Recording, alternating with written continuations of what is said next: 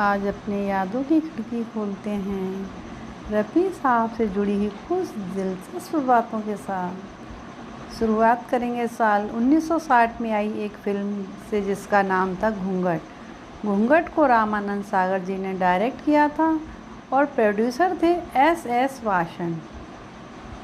वहीं एस वासन जो एक वक्त के बहुत नामी film production house Gemini films के मालिक हुआ करते थे। घूंघट फिल्म में एक गीत था जिसके बोल थे, हाय रे इंसान की मजबूरियाँ, पास रहकर भी हैं कितनी दूरियाँ।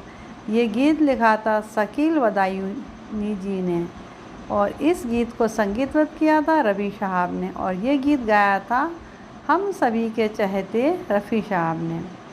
ये गीत कितना ख़ास है इसकी एक मिसाल देते हुए एक दफ़ा रफ़ी साहब ने एक रेडियो इंटरव्यू में बताया कि जेमिनी फिल्म्स के मालिक एस वासन साहब ने एक दिन उन्हें बताया कि वो जब भी परेशान होते हैं तो अपने स्टूडियो में जाकर घूंघट फिल्म का यही गीत सुनना पसंद करते हैं।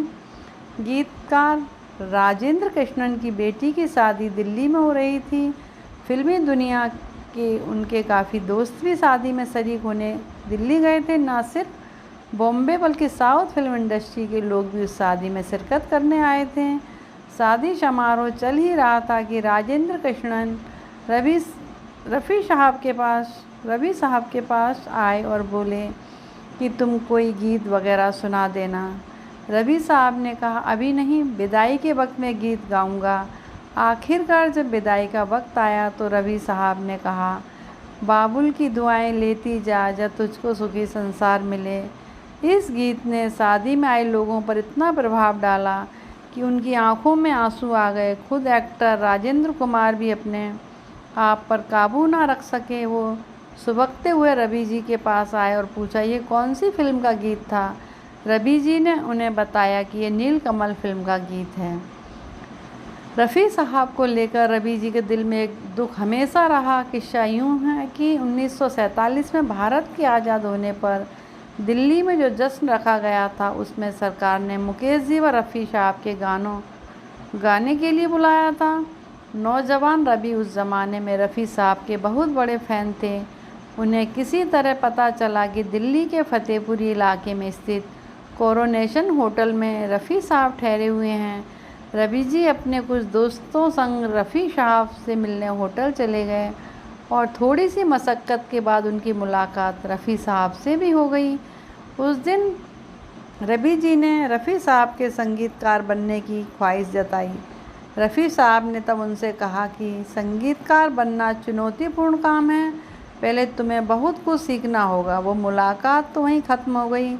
फिर साल 1950 में रवि जी संगीतकार बनने का सपना पूरा करने के इरादे से बॉम्बे आ गए और कड़ी मेहनत करके वो संगीतकार बन भी गए।